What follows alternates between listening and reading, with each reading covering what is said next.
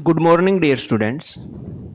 Dear students, जो आज हम टॉपिक पढ़ेंगे वो टॉपिक वैसे तो आपके मैथमेटिक्स के हैं, लेकिन उनका जितना यूज मैथमेटिक्स में है उससे कहीं ज़्यादा यूज हमारे फिजिक्स में भी है, इसीलिए आज हम उनको पढ़ रहे हैं। दूसरी बात, मैथमेटिक्स में वो आपके +2 में आएंगे, लेकिन फिजिक्स में इनका यूज +1 से ही शुरू हो जाता है, इसीलिए हम इनको आज पढ़ेंगे। वो दो टॉपिक हैं हमारे, differentiation and integration. So one by one हम इनको समझते हैं कि ये क्या होते हैं। देखिए, आपने वेलोसिटी पढ़ रखी है, आपने वेलोसिटी की टाइप्स भी पढ़ रखी हैं। उनमें दो टाइप थी, एक टाइप थी आपकी एवरेज वेलोसिटी और एक थी आपकी इंस्टेंटेनियस वेलोसिटी। अगर मैं पोजीशन और टाइम के बीच एक ग्राफ ड्रॉ करूं और आपका ग्राफ कुछ इस कंडीशन में आए, तो इस ग्राफ को देखकर आप समझ जाना कि यहां आपका जो मोशन है वो नॉन यूनिफॉर्म मोशन है। और इस नॉन यूनिफॉर्म मोशन के केस में हमने इंस्टेंटेनियस वेलोसिटी और एवरेज वेलोसिटी दोनों निकाली थी। एवरेज वेलोसिटी हमने निकाली थी, मान लीजिए कि ये टाइम है आपका t1 और ये टाइम है आपका t2। इस t2 और t1 टाइम के इंटरवल में, मतलब t2 माइनस t1 में, इस time interval t2 minus t1, इस टाइम इंटरवल में आपको एवरेज वेलोसिटी निकालनी है।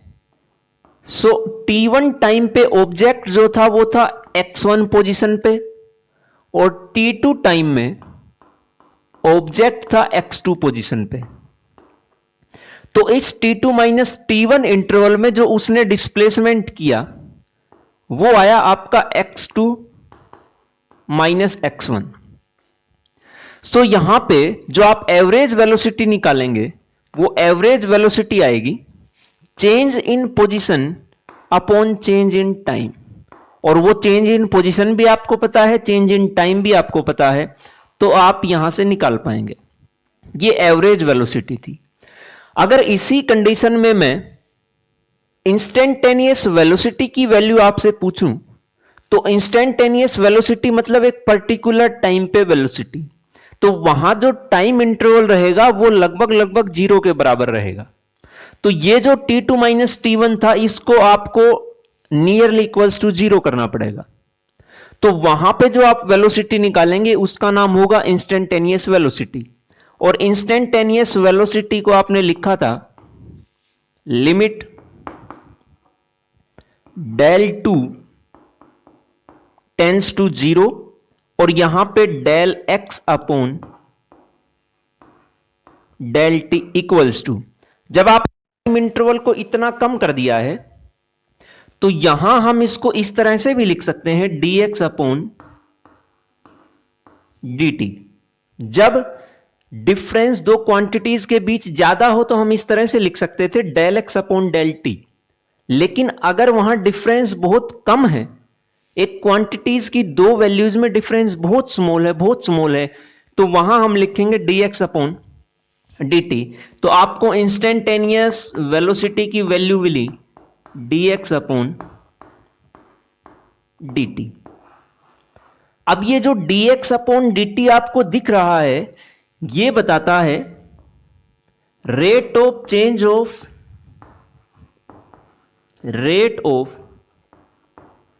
Of x with respect to time t। दूसरा, हम क्योंकि हमें पता है कि ऑब्जेक्ट की पोजीशन टाइम के रेस्पेक्ट में चेंज हो रही है, वही हमने लिखा है rate of change of x और rate of change of position with respect to time. दूसरा हम इसको यह लिख सकते हैं कि डिफरेंशिएशन ऑफ, ये डिफरेंट नहीं है, डिफरेंशिएशन जो हमने लिख रखा है, differentiation of x with respect to time. ये जो आपका dx अपॉन dt है, यही रिप्रेजेंट कर रहा है डिफरेंशिएशन को। किसका डिफरेंशिएशन है? x का डिफरेंशिएशन किसके रेस्पेक्ट में है? टाइम के रेस्पेक्ट में है। तो हम इसको बोलेंगे differentiation of x with respect to time. यहां आपने पोजीशन को एक्स से डिनोट किया था, टाइम को टी से। अगर कभी आपने पोजीशन को वाई से डिनोट कर दिया और टाइम को तो टी से ही रखेंगे, तो वहां जो इंस्टेंटेनियस वेलोसिटी बनेगी उसको आप लिख पाएंगे v instantaneous equals to dy upon dt। यहां अब आप इसको बोलेंगे differentiation of y with respect to time. ये आपकी इंस्टेंटेनियस वेलोसिटी है और ये आपका डिफरेंशिएशन है, जो हम बोलेंगे differentiation of y with respect to time. अब इस डिफरेंशिएशन की वैल्यू, इस dy अपॉन dt की वैल्यू, इंस्टेंटेनियस वैल्यू हमें प्रोवाइड कराएगा। लेकिन कब कराएगा? जब हमें इसकी वैल्यू पता हो। तो हमें इंस्टेंटेनियस वेलोसिटी की वैल्यू पता चल गई है। इसकी वैल्यू कैसे निकालेंगे? आप देखिए, मान लीजिए कि आपके पास ऑब्जेक्ट की पोजीशन दे रखी है टाइम के रेस्पेक्ट में, टाइम के साथ, मतलब ये पोजीशन टाइम के साथ चेंज होगी। पोजीशन टाइम के ऊपर डिपेंड करती है। कैसे करती है? x equals to T square, ये है। अब आपसे पूछा जाए कि ऑब्जेक्ट की पोजीशन बताइए किस टाइम पे at t equals to 2 second. तो यहां पे जो वेलोसिटी उसने पूछी है, ये particular instant, particular time 2 second पे पूछी है। तो यहां इसका मतलब, यहां जो वेलोसिटी वो पूछ रहा है वो इंस्टेंटेनियस वेलोसिटी पूछ रहा है। और इंस्टेंटेनियस वेलोसिटी की जो वैल्यू होगी वो होगी v instantaneous equals to dx। क्योंकि x का चेंज है टाइम के साथ, तो हम लिखेंगे dx अपॉन dt। अब इस dx अपॉन dt की जो वैल्यू आएगी वो कैसे आएगी? और यही है differentiation of x with respect to time. इस डिफरेंशिएशन का निकालने का जो फॉर्मूला है, वो फॉर्मूला हमारे पास होगा, मान लो कि x equals to T raise to power n। n की जगह कुछ भी हो सकता है, जैसे हमारे यहां n की जगह 2 है। हमने जो केस लिया है उसमें n इक्वल्स टू 2 है। तो हम एक जनरलाइज केस लेके चलते हैं जिसमें पावर n है। तो यहां भी x टाइम के साथ चेंज होगा। हमने लिखा dx upon dt, that is equals to, जो डिफरेंशिएशन आएगा उसमें हम n को तो आगे लिखेंगे, जो पावर थी उसको आगे लेके आइए और टाइम को लिखिए t। यहां तक हो गया है। अब इसके बाद जो पावर लिखेंगे इसकी, वो पावर आप लिखेंगे n माइनस 1, मतलब पावर में से एक कम कर देंगे। ये जो आपके पास आया है वो है dx अपॉन dt। यही फॉर्मूला हम यहां अप्लाई करते हैं और देखते हैं क्या रिजल्ट आएगा। यहां पावर 2 है, सबसे पहले पावर को आगे लेके आइए और उसके बाद लिखिए टाइम, जो कि t से डिनोट किया है, t and 2 minus 1, that is equals to 2t।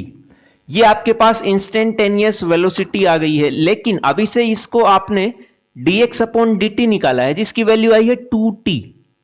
लेकिन आपको वेलोसिटी कितने टाइम पे चाहिए? 2 सेकंड पे। तो यहां आप t की जगह लिखेंगे 2 सेकंड। तो आपके पास आएगा 2t जो था इक्वल्स टू 2 इंटू टाइम की जगह आपने लिखा 2 सेकंड, तो ये आपके पास आ गया है 4 सेकंड, सॉरी 4 मीटर पर सेकंड। ये आपके पास इंस्टेंटेनियस वेलोसिटी की वैल्यू आ गई है, एक पर्टिकुलर इंस्टेंट, एक पर्टिकुलर टाइम 2 सेकंड के ऊपर। एक और एग्जांपल आप देख लीजिए। मान लो कि पोजीशन आपकी इस तरह से डिपेंड करती है टाइम पे, x equals to T raise to power 4। आपसे पूछता है कि find out the instantaneous velocity at t equals to 3 second. इस 3 सेकंड के टाइम पे आप वेलोसिटी बताइए। तो यहां भी इंस्टेंटेनियस वेलोसिटी है, इंस्टेंटेनियस वेलोसिटी आप निकालेंगे dx upon dt equals to, बस यहां आप फॉर्मूला पुट करेंगे और वही फॉर्मूला लगेगा। यहां n था, यहां 2 था, यहां 4 है, तो आप लिखेंगे सबसे पहले पावर को आगे लेके आएंगे 4 time t and 4 minus 1, this is equals to 4t cube. ये आपका rate of change of x with respect to time आ गया है। अब जो वेलोसिटी पूछी है वो किस टाइम पे पूछी है, वो पूछी है at time t equals to 3 second. तो यहां आप t की जगह लिखेंगे 3 सेकेंड। आपके पास instantaneous velocity at t equals to 3 second equals to 4 into 3 raise to power 3।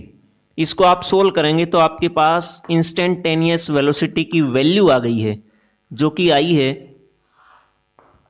एक पर्टिकुलर इंस्टेंट 3 सेकेंड के ऊपर। यह था आपका डिफरेंशिएशन। अब डिफरेंशिएशन और भी फंक्शन है हमारे पास, जैसे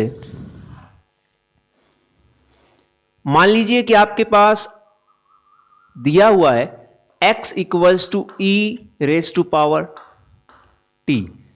ये एक एक्सपोनेंशियल फंक्शन है और इस एक्सपोनेंशियल फंक्शन का आपको रेट ऑफ चेंज निकालना है टाइम के साथ, या इस x का डिफरेंशिएशन करना है टाइम के साथ।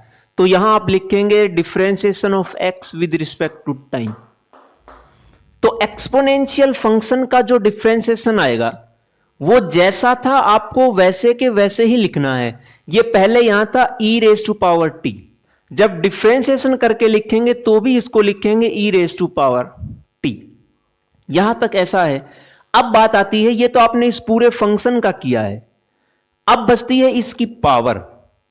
उस पावर का जो डिफरेंशिएशन आएगा वो आएगा, यहां t रेज टू पावर 1 है, एक्सपोनेंशियल फंक्शन की पावर t थी और t की पावर 1 है, तो यहां फिर t रेज टू पावर 1, दोबारा से आप ये फॉर्मूला लगाएंगे। यहां n की जगह कितना है 1, मतलब आप 1 को आगे लेके आएंगे t और 1 minus 1, that is equals to e raise to power t, क्योंकि t रेज टू पावर 0 बनेगा और किसी भी फंक्शन की पावर 0 उसकी वैल्यू आएगी 1। सो ये आया है dx अपॉन dt, एक एक्सपोनेंशियल फंक्शन का e raise to power t। एक और फंक्शन होता है हमारे पास जिसको हम नाम देते हैं लॉगरिथम फंक्शन। मान लो आपके पास है x equals to log t, तो यहां जो आप डिफरेंशिएशन करेंगे वो आएगा dx upon dt equals to, इसका जो डिफरेंशिएशन आएगा वो आएगा 1 अपॉन t। अगर ऐसा होता y equals to log t,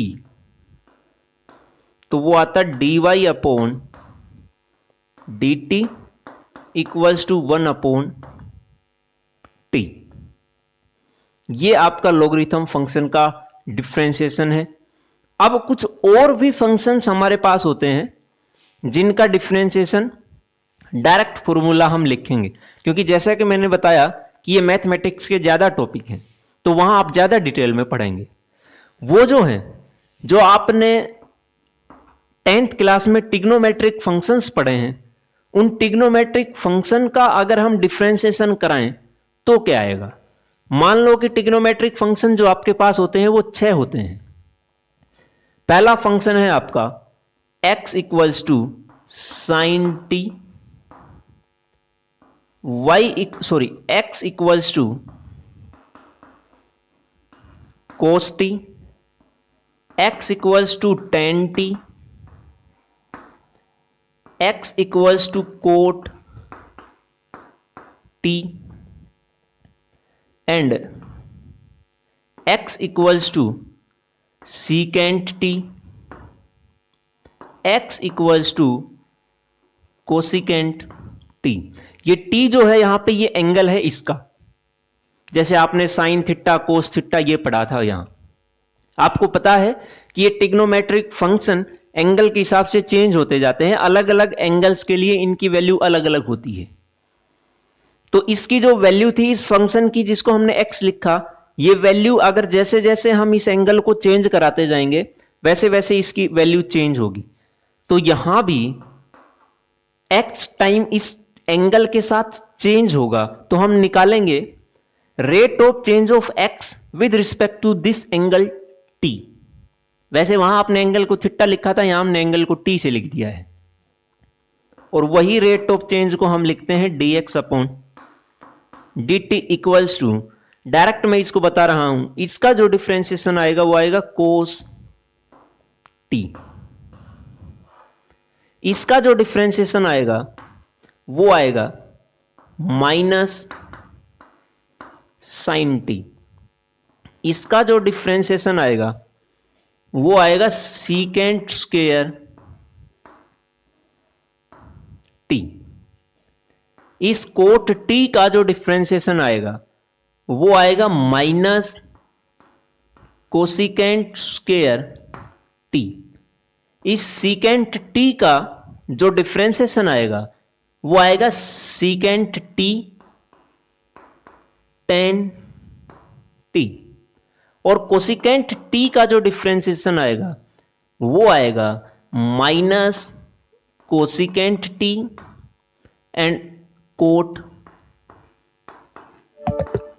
T. ये आपके पास इन डिफरेंशिएशन, ये ट्रिग्नोमेट्रिक फंक्शंस का डिफरेंशिएशन है। अब दूसरा जो हमारा टॉपिक है उसका नाम है इंटीग्रेशन। ये आपका डिफरेंशिएशन था, इसमें जैसे जैसे आगे हम कुछ प्रॉब्लम सोल्व करेंगे तो आपको और अच्छे से समझ आता जाएगा। अब दूसरा जो फंक्शन जो टॉपिक है उसका नाम है इंटीग्रेशन। अब इंटीग्रेशन क्या है? इंटीग्रेशन जो डिफरेंशिएशन होता है उसका रिवर्स प्रोसेस होता है, इनवर्स होता है, बिल्कुल आपस में ये एक दूसरे के अपोजिट हैं। जैसे प्लस और माइनस एक दूसरे के अपोजिट होते हैं, वैसे ही डिफरेंशिएशन और इंटीग्रेशन भी एक दूसरे के अपोजिट हैं। कैसे होते हैं देखिए आप, और इंटीग्रेशन जो हमारा यूज होगा वो कहां होगा वो भी हम देखेंगे।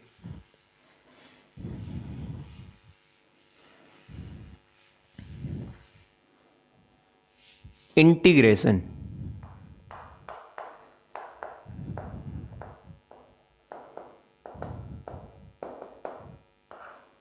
it is the reverse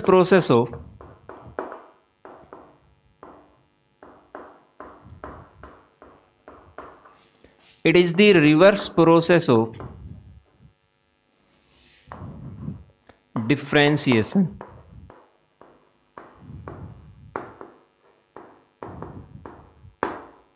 और इनवर्स ऑफ डिफरेंशिएशन कैसे है?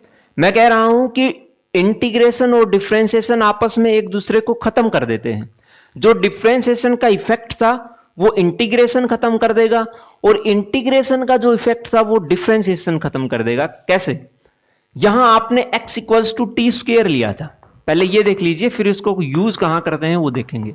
x equals to T square, जब आपने इसका डिफरेंशिएशन किया तो लिखा dx अपॉन dt, और उसकी वैल्यू आई आपके पास 2t। ये आपका डिफरेंशिएशन हो गया है। लेकिन अगर आप इंटीग्रेशन करें इस dx अपॉन dt का, तो जो डिफरेंशिएशन हुआ था उस डिफरेंशिएशन को इंटीग्रेशन खत्म कर देगा। मतलब जो चेंज डिफरेंशिएशन करने से इस फंक्शन पे आया था उसको इंटीग्रेशन खत्म कर देगा और वापिस हमें यही फंक्शन मिलेगा। देखिए कैसे। इंटीग्रेशन जो होता है उसको हम यूज करते हैं, जो सिंबल होता है इंटीग्रेशन का, जो साइन होता है वो कुछ इस तरह से होता है। इंटीग्रेशन मतलब आप वर्ड पे देखिए, इंटीग्रेट करना मतलब आपस में चीजों को जोड़ना, और जोड़ने के लिए हम सम करते हैं किसी भी चीज का। किसी क्वांटिटी को अगर आप सम करते हैं तो हमें टोटल मिलता है, वैसे ही इंटीग्रेशन भी हमें जो जिस चीज का इंटीग्रेशन करेंगे उसकी टोटल क्वांटिटी देगा। जैसे जैसे आगे हम पढ़ेंगे उसमें आप देखेंगे कि कैसे इंटीग्रेशन करेगा ये काम। सो इंटीग्रेशन सम अगर करता है, और सम आप देखिए एस से शुरू होता है, SUM। अगर इस एस को मैं थोड़ा सा एलोंगेट कर दूं, कुछ ऐसे करा दूं, तो आप देखिए इंटीग्रेशन का सिंबल बन गया है हमारे पास। तो इंटीग्रेशन सम करता है, हमें टोटल वैल्यू प्रोवाइड कराएगा वहां से। तो ये सिंबल हम यूज करेंगे जब इसका इंटीग्रेशन करेंगे तब। अब इसका इंटीग्रेशन करेंगे तो यहां हमने ये लगा दिया, यहां भी हमने ये लगा दिया। अब आप देखिए integration dx equals to integration 2t और dt। यहां जो 2 है वो आपका कांस्टेंट है, तो आप इसको लिख लीजिए dx equals to 2t dt।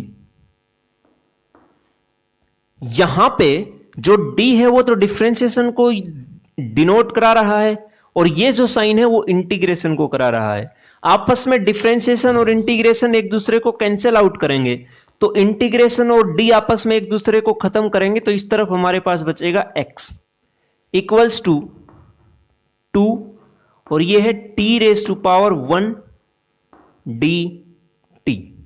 जब इसका इंटीग्रेशन करेंगे तो हम यहां लिखेंगे, देखिए एक इसका फॉर्मूला जो आएगा वो फॉर्मूला आप देख लो, integration t⁻n dt equals to t, जितनी पावर थी उस पावर में आप 1 ऐड कर दीजिए, अपॉन जो ऐड करने के बाद पावर आई है उस पावर से सारी क्वांटिटी को आप डिवाइड कराएंगे, और वो आएगा n+1।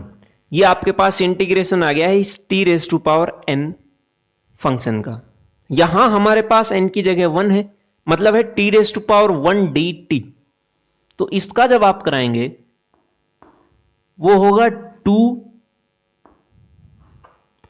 1 पावर थी, एक और ऐड करना है तो t1+1 अपॉन जो ऐड करने के बाद आई है उससे डिवाइड कराएंगे, मतलब 1+1 बना 2, 2 से 2 cancel out, x equals to t²।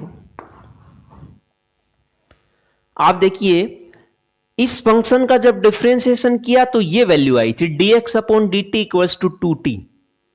जब इस डिफरेंशिएशन का दोबारा हमने इंटीग्रेशन किया तो हमारे पास दोबारा वही ओरिजिनल वैल्यू मिल गई है, मतलब इस डिफरेंशिएशन का इफेक्ट किसने खत्म कर दिया है, इंटीग्रेशन ने।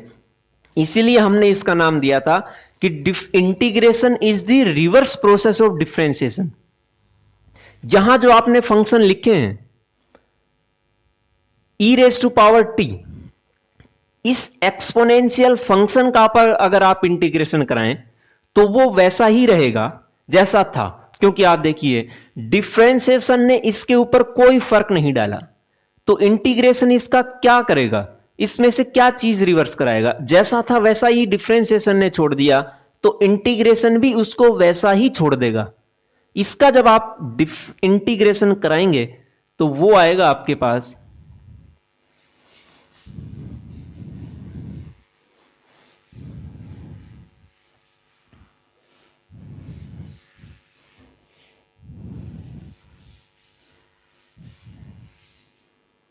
जो इंटीग्रेशन है आपका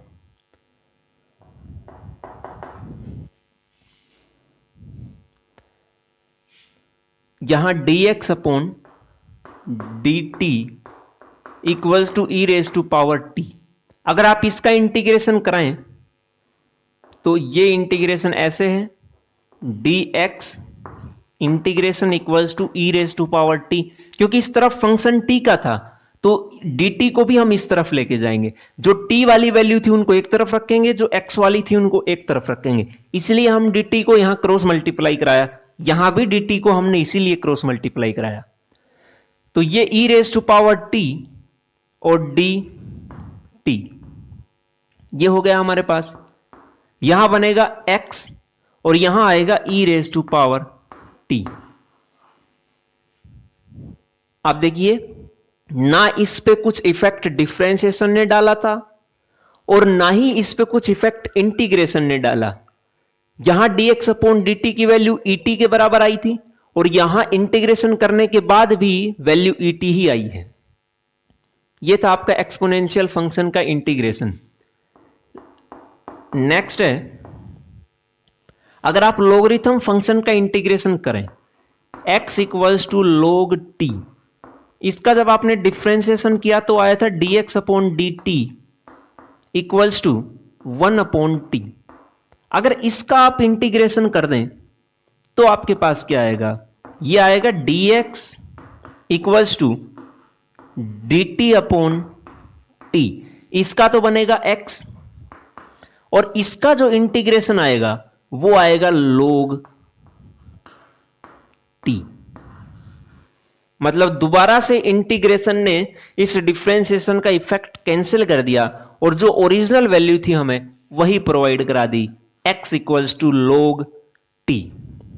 ये हमारे पास इंटीग्रेशन है। अगर इन ट्रिग्नोमेट्रिक फंक्शन का हम इंटीग्रेशन करें तो वो क्या आएगा, इनका जब हम इंटीग्रेशन करेंगे तो डिफरेंशिएशन से बिल्कुल अपोजिट आएगा। कैसे आएगा देखिए, यहां मैं बता रहा हूं। मान लो कि आपके पास dx upon dt equals to cos t है। सो dx अपॉन dt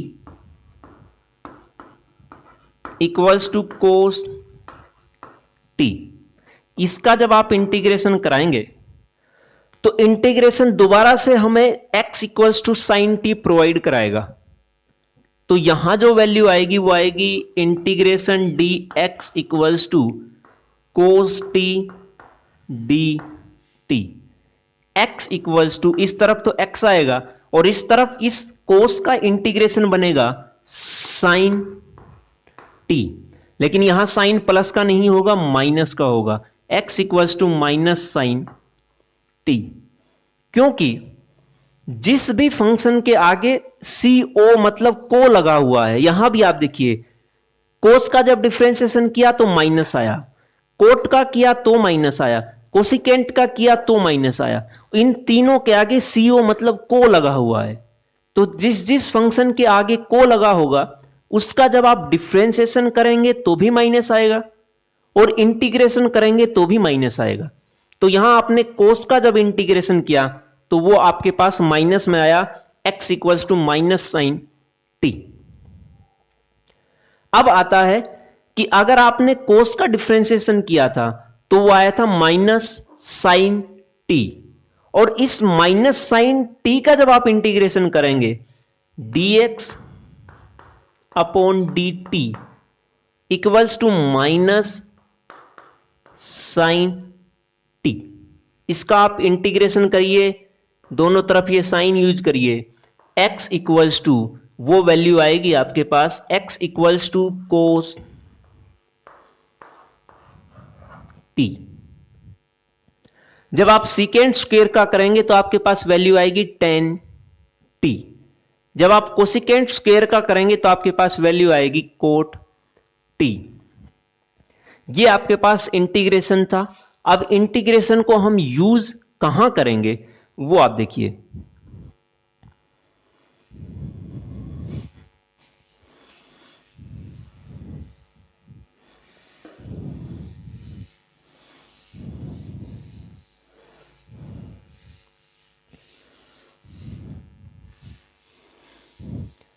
आपने 9th क्लास में वर्क डन पढ़ा होगा, और वर्क डन क्या होता है, work done equals to work equals to force into displacement. ये आपने पढ़ा होगा। अगर मैं आपसे ये कहूं कि यहां फोर्स एक्सिस हो गया है, यहां डिस्प्लेसमेंट एक्सिस हो गया है, और कोई ऑब्जेक्ट इनिशियली यहां था 1 मीटर पे, आपने उस पे फोर्स लगाया और आप उसको ले आए हैं 2 मीटर पे। जब 1 मीटर पे और 2 मीटर तक आया उस दौरान आपने उस पे फोर्स लगाया, मान लो उस फोर्स की वैल्यू है 5 न्यूटन। मैं कहता हूं find out the work done during this displacement. इस 1 मीटर से 2 मीटर तक जब आपने डिस्प्लेस कराया तो उसमें कितना आपने वर्क किया, उस वर्क की निकालिए। तो आप क्या करेंगे, वर्क का फॉर्मूला होता है फोर्स इंटू डिस्प्लेसमेंट। आपको फोर्स पता है 5 न्यूटन, आपको डिस्प्लेसमेंट पता है फाइनल माइनस इनिशियल, डिस्प्लेसमेंट आ गया है 1 मीटर। इसकी वैल्यू पुट कर दीजिए, आपके पास वर्क की वैल्यू आ गई है 5 जूल। वर्क को हम जूल में मेजर करते हैं। और दूसरा तरीका हम इसको यह कर सकते हैं कि अगर आप देखिए जब 1 मीटर था तो फोर्स था 5 न्यूटन, जब 2 मीटर था तो भी फोर्स था 5 न्यूटन। यहां जो हमारे पास ये लाइन थी फोर्स की, ये जो कर्व आई इस फोर्स और डिस्प्लेसमेंट ग्राफ में, उस कर्व के अंडर अगर हम एरिया निकाल देंगे सारा एरिया, तो भी हमें वर्क डन की वैल्यू मिलेगी। आप देख लेना यही वैल्यू आएगी 5 जूल। कैसे, ये एक रेक्टेंगुलर बन गई है और रेक्टेंगुलर की ये जो साइड है, इस साइड की वैल्यू है, यहां 0 था यहां 5, तो ये जो वैल्यू आई है वो तो आई है 5, और ये जो वैल्यू है यहां से लेकर यहां तक, या ये जो वैल्यू है ये आई है आपके पास 1। आपको दोनों साइड पता है रेक्टेंगुलर की, तो आप एरिया निकाल सकते हैं और वही एरिया आपको प्रोवाइड कराएगा। Area equals to 5 into 1, 5 newton था और 1 मीटर था, तो 5 newton into 1 metre that is equals to 5 newton metre. और यही एरिया आपको वर्क डन की वैल्यू प्रोवाइड कराएगा, यही एरिया वर्क डन के बराबर है, तो work done equals to 5 joule. तो यहां आपने इस कर्व के अंडर एरिया निकाल के वर्क डन की वैल्यू बता दी। लेकिन अगर दूसरा केस ऐसा हो कि मान लो आपके पास ये फोर्स है, फोर्स एक्सिस, और ये आपके पास डिस्प्लेसमेंट एक्सिस। जब ऑब्जेक्ट ए पे था तो उस सिचुएशन में ए से आपने बी तक उसको डिस्प्लेस कराया, और ए से बी तक जाने में जो फोर्स लगाया आपने वो फोर्स कांस्टेंट नहीं था। यहां तो फोर्स कांस्टेंट था, लेकिन यहां आपने फोर्स को कांस्टेंट नहीं रखा और फोर्स की वैल्यू कुछ कम ज्यादा होती रही। तो इसमें आप देखिए ए से बी तक जब ऑब्जेक्ट गया तो वहां पे जो फोर्स था वो फोर्स कांस्टेंट नहीं था, फोर्स की वैल्यू वेरी कर रही है। और अगर फोर्स की वैल्यू वेरी कर रही है तो इतना इजीली आप इस जो रेक्टेंगुलर बन रही है, ये पूरी रेक्टेंगुलर तो बन ही नहीं रही, तो आप यहां इस कर्व के अंडर एरिया कैसे निकाल पाएंगे? और जब तक एरिया नहीं निकालेंगे जब तक आपको वर्क डन नहीं मिलेगा। तो ये एरिया निकालने के लिए आप क्या करेंगे, इस कर्व के अंडर जितना भी एरिया है उसको स्मॉल स्मॉल स्ट्रिप्स में डिवाइड करा दीजिए, और इस तरह से कराइए कि हर स्ट्रिप के लिए फोर्स की वैल्यू कांस्टेंट हो। लगभग लगभग ये जो वैल्यू है फोर्स की, यहां भी उतनी ही थी और यहां भी उतनी ही थी। कुछ कम ज्यादा हो सकता है, हम उसको एरर बोलते हैं, जो कि आप फर्स्ट यूनिट में पढ़ेंगे, लेकिन लगभग नियरली ये कांस्टेंट वैल्यू है। और यहां जो इस कांस्टेंट फोर्स ने डिस्प्लेसमेंट कराया उसका नाम आप दे दीजिए x1 से लेकर x2 तक। अब इस कर्व के अंडर जितना एरिया है उस पूरे एरिया को आप इसी स्मॉल स्मॉल स्ट्रिप्स में डिवाइड कराइए, और ध्यान रखिए कि हर स्ट्रिप की जो विड्थ है, मतलब जो x1 से लेकर x2 ये विड्थ आई है, x2 माइनस x1, हर स्ट्रिप के लिए ये विड्थ इतनी ही रहेगी, x2 माइनस x1। अब आप इस स्ट्रिप के लिए जो डिस्प्लेसमेंट था x1 से लेकर x2 वो भी पता है, और इसके लिए फोर्स की वैल्यू भी कांस्टेंट है, तो आप रेक्टेंगुलर का फॉर्मूला लगा के यहां एरिया निकाल सकते हैं। और एरिया अगर निकाल दिया तो इस ट्रिप के दौरान आपने वर्क डन निकाल दिया। लेकिन ये तो बिल्कुल स्मॉल सा डिस्प्लेसमेंट था, तो इसके दौरान जो एरिया होगा वो भी स्मॉल और जो वर्क डन होगा वो भी स्मॉल। तो इस ट्रिप के लिए जब आप एरिया लिखेंगे del A equals to force, मान लो इसके दौरान F1 था, F1 ये फर्स्ट एरिया हो गया फर्स्ट ट्रिप का, और डिस्प्लेसमेंट आया x2 माइनस x1 जिसको हमने लिखा डेल x से। सिमिलरली आप सेकंड स्ट्रिप को डिवाइड कराइए तो उसका जो एरिया आएगा वो आएगा डेल A2, और डिस्प्लेसमेंट तो उसमें भी बराबर रखना है इतना ही, लेकिन जो फोर्स था उसका नाम दे दिया F2। ऐसे कराते गए और आपने इस पूरे एरिया को स्मॉल स्मॉल स्ट्रिप्स में डिवाइड करा दिया, तो लास्ट जो एरिया आया उसका आपने नाम दे दिया AN, that is equals to FN del x। अगर आप इस पूरे एरिया को सम कर दें तो हमें टोटल एरिया मिलेगा under this curve A equals to del A1 plus del A2 plus up to del AN, that is equals to F1 plus F2 up to FN, और बाहर ले लिया हमने डेल x। इस F1 plus F2 plus FN का अगर हम सम कर दें तो यहां पे जो टोटल एरिया था यही टोटल एरिया आपको वर्क डन की वैल्यू प्रोवाइड करा रहा है। आपके पास वर्क डन आया F1 plus F2 plus up to FN into del x। So अब देखिए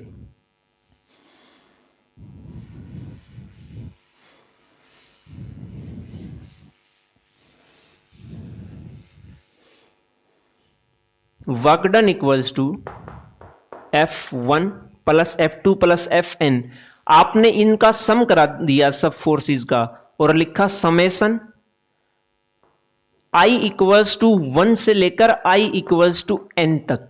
यहां आपने फोर्स को लिखा Fi, ये जनरलाइज फॉर्म होती है इसकी, और साथ में डेल x, ये नेट वर्क डन आ गया है। जब आप I की वैल्यू 1 पुट करेंगे तो फर्स्ट आएगा F1 डेल x, जब आप I की वैल्यू 2 पुट करेंगे तो आएगा F2 डेल x, और वैसे ही I की वैल्यू आप n तक पुट करते जाएंगे तो आपके पास मिलेगा Fn डेल x। ये आपके पास टोटल एरिया मिल गया है।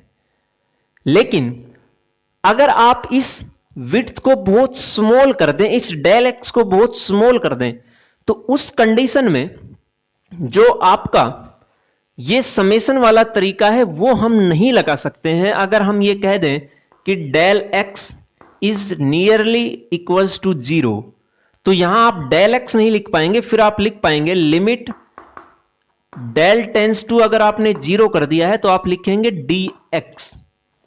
हमने कहा था कि जब दो वैल्यूज के बीच डिफरेंस ज्यादा हो तो हम डेल x लिख सकते हैं, लेकिन अगर डिफरेंस है ही बहुत कम तो डेल x की जगह हम लिखेंगे dx। तो हमने dx लिखा। यहां पे आपका समेशन टोटल वर्क डन नहीं निकाल पाएगा, वहां हम करेंगे इंटीग्रेशन, और इंटीग्रेशन Fi dx, ये आपके पास टोटल वर्क डन की वैल्यू प्रोवाइड कराएगा इस कर्व के अंडर। और कहां से कहां तक थी ये कर्व? A से लेकर B तक। तो इंटीग्रेशन शुरू होगा A से और खत्म होगा B पे। तो जहां इंटीग्रेशन जो हमने यूज किया वो इस वेरिएबल फोर्स के कारण, मतलब जो फोर्स की वैल्यू कम ज्यादा हो रही थी, उस फोर्स के कारण जो वर्क डन हुआ है वो वर्क डन निकालने में हमने इंटीग्रेशन का यूज किया है। वैसे ही आपने जो वेलोसिटी और टाइम के बीच देखा था, अगर वेलोसिटी भी लगातार चेंज हो रही है तो वहां पे, या दूसरा मैंने ये बताया था कि जो वेलोसिटी और टाइम है उसका जो ग्राफ होगा, जो ये लाइन आई, ये जो कर्व आई, इस कर्व के अंडर अगर आप एरिया निकाल दे तो आप डिस्प्लेसमेंट की वैल्यू प्रोवाइड कराएंगे, हमारे पास डिस्प्लेसमेंट मिलेगा। यहां वेलोसिटी कांस्टेंट थी, देखिए आप पूरे यहां से लेकर यहां तक। अगर वेलोसिटी की वैल्यू कम ज्यादा होती रहे तो हम इतना इजीली नहीं निकाल पाएंगे। फिर से हम इसको स्मॉल स्मॉल स्टेप्स में डिवाइड करेंगे और दोबारा से अगर टाइम t1 से लेकर t2 था तो हम इंटीग्रेशन करेंगे t1 से लेकर t2, जो डिस्प्लेसमेंट आया x equals to integration t1 से t2 और ये वेलोसिटी इनटू dt। सो इस तरह से वेरिएबल क्वांटिटीज का कोरस्पॉन्डिंग जो भी क्वांटिटी आएगी उसको निकालने में हम इंटीग्रेशन का यूज कर पाएंगे। यहां ये जो है इंटीग्रेशन का यूज हम करेंगे। ये था आपका इंटीग्रेशन। इंटीग्रेशन में आप एक और एग्जांपल देख लो। मान लो आपके पास एक फोर्स है और फोर्स की वैल्यू है एक्स स्क्वायर प्लस 3x। कहता है इस फोर्स के कारण जो वर्क डन हुआ है वो वर्क डन निकालिए। और डिस्प्लेसमेंट हुआ आपका x equals to 2 to x equals to 4। तो आपको लिमिट पता चल गई है, आपको कहां से कहां तक करना है इंटीग्रेशन। यहां a टू b था, यहां 2 टू 4 है। तो work done equals to integration 2 से लेकर 4 तक x square plus 2x dx equals to 2 to 4 x square dx plus 2 से लेकर 4 तक 2x dx। बस सिंपली हमारे पास वही फॉर्मूले यूज होंगे, x square dx 2x dx। इसका जब आप इंटीग्रेशन कराएंगे तो आपके पास आएगा x3 अपॉन 3 और लिमिट है 2 से लेकर 4 तक, प्लस इसका जब आप इंटीग्रेशन कराएंगे, आप खुद करके देखना, मैं डायरेक्ट लिख रहा हूं, वो आएगा x स्क्वायर और लिमिट है यहां भी 2 से लेकर 4 तक। बस अब आपको लिमिट पुट करनी है, आप टोटल वर्क डन निकाल पाएंगे। लिमिट कैसे पुट करेंगे? लिमिट पुट करने के लिए ये अपर लिमिट है, ये लोअर लिमिट है। मतलब आप लोअर वैल्यू 2 से चले थे, हायर वैल्यू 4 तक पहुंच गए, तो इसका नाम हमने अपर लिमिट दिया, इसका नाम हमने लोअर लिमिट दिया। पहले आप पुट करेंगे अपर लिमिट, माइनस करने के बाद फिर आप पुट करेंगे लोअर लिमिट। मतलब x की जगह पहले 4 पुट करिए और 4 जब पुट करेंगे तो वो आएगा 4 raise to power 3 upon 2, sorry upon 3 minus lower limit 2 raise to power 3 upon 3 plus, अब इसमें पुट करेंगे, यहां x स्क्वायर था तो x की जगह 4 पुट करेंगे, 4 square minus lower limit 2 raise to power 2। इसको आप सोल्व करेंगे तो आपके पास टोटल वर्क डन की वैल्यू निकल के आएगी। ये था हमारा इंटीग्रेशन एंड डिफरेंशिएशन। सो इसको देखना अच्छे से, आप अपने खुद भी एग्जाम्पल ले सकते हैं, आपकी बुक में भी मिलेंगे, तो उनको आप करके देखना डिफरेंशिएशन और इंटीग्रेशन, तो आपको और अच्छे से समझ आ पाएगा। जब तक आप इनको खुद नहीं करेंगे, क्योंकि मैथमेटिक्स के टॉपिक हैं, तो जब तक ज़्यादा अंडरस्टैंडिंग नहीं बन पाएगी। इसलिए इनको करिए और साथ में फेयर नोटबुक में नोट भी करते रहिए। ये था हमारा टॉपिक। Thank you.